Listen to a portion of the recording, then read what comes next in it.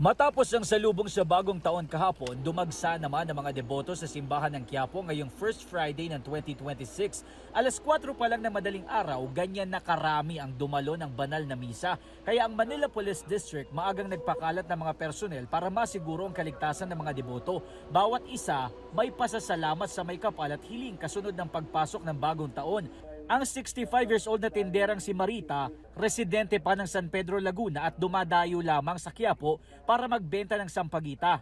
New Year's resolution niya raw na mas mahigitan niya pa ang sipag niya noong nakarang taon para mas guminhawa ang kanilang buhay. Bukod dito, ipinagpapasalamat niya sa may kapal na kahit senior citizen na siya, nairaos niya ang 2025. Kasi po binigyan rin po ako ni Lord ng mga gandang karanasan sa pagsasampagita. Hindi ba ako nagkaroon ng maraming problema, nagkasakit. Binigyan din po ako nila mahabang buhay at lakas. Ganun din po yung pang-araw-araw namin pagkain, nakakaraos din po kami dito. Simple lang naman daw ang hiling niya ngayong 2026. Sana po gumanda ang aking pakiramdam, bigyan ako ng mahabang buhay at lakas.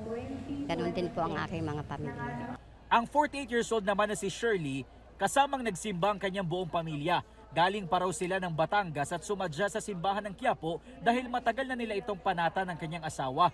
Ipinagdasal niya ang kaligtasan ng kanyang pamilya. 3 kasi sa 6 niyang anak ang may malubhang sakit. 2 sa kanila ay mayroong hemophilia habang ang kanyang 7 taong gulang na anak mayroong stage 2 lymphoma. Sa kabila nito, malaki pa rin daw ang pasasalamat nila sa may kapal. Salamat po sa biyaya sa amin sa araw-araw, sa kalakasan po sa aming katawang sa araw-araw. New Year's resolution ni Shirley na mas tumatag pa ang samahan nila ng kanyang pamilya. Sana po hindi na po mag-away yung pamilya po namin, yung magkasundo po kami lahat.